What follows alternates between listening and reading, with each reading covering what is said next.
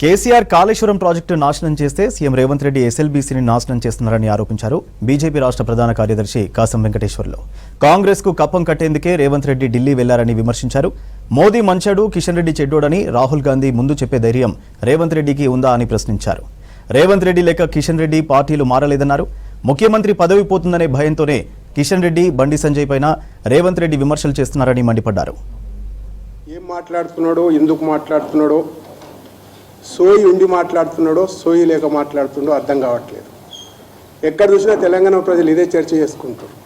నేను ఏమిటి పోయిండా, ఆయన విహారయాత్ర పోయిండా, లేకపోతే దోస్తులను కలిసి దావత్ చేసుకుంటాను పోయిండా, ఏం చేసిండు ఆయన? వనపర్తికి పోయిండు, పాత దోస్తులను కలుసుకున్నాడు, ఆడ తిన్నాడు, ఇంకొక ఆడికి పోయిండు, ఇంకొకటి మేము పెట్టుకుండు. కాలి చివరికి ఆ ప్లేసు పోయి ఆవేశంగా ఉగ్ర రూపంతో చెమటలు గారుతుంటే ఎందుకు పోయిండు? ఏం మాట్లాడుతున్నాడు? కూడా ఒక ఎన్డీఆర్ఎఫ్ సైంటిస్ట్ ఒక మాట అన్నాడు. ఏమన్నాడు?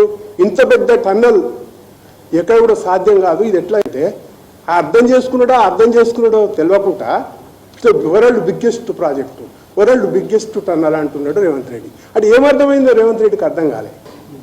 మళ్ళీ కొత్తగా చేయాలనుకున్నప్పుడు ఏ ఇంగిత జ్ఞానం ఉన్నటువంటి వ్యక్తికైనా మళ్ళీ దీన్ని ఒకసారి రీస్ట్రక్చర్ చేసుకోవాలా, డిపిఆర్ చేసుకోవాలా, ఇవన్నీ చేసుకోవాలి.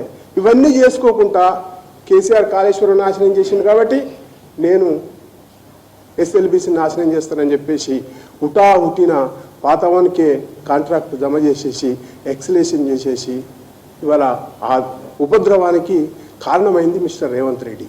మన ముఖ్యమంత్రి రేవంత్ రెడ్డి వస్తుంటే ఇటు పాప తుమ్మల నాగేశ్వరరావు, అటు ఉత్తమ్ కుమార్ రెడ్డి వస్తున్నాడు పోతున్నాడు అని చెప్పేసి నిమ్మలంగా కూర్చొని అట్నే మాట్లాడుతున్నారు. ఈయన చేతి జరుపుకొని ఈయనే కూర్చుంటున్నాడు. ఆ రకంగా ఇలా మంత్రివర్గం ఉంది. మంత్రివర్గంలో కూడా ముఖ్యమంత్రి రేవంత్ రెడ్డికి విలువ లేదు, ఎవరు కూడా విలువిస్తలేరు. ఈయన పూర్తిగా పక్కకు పాతరేసినట్టు కనపడతా ఉంది, పక్కకు మూలకేసినట్టు కనపడతా ఉంది. అందుకోసమే ఈ అసహనం మాట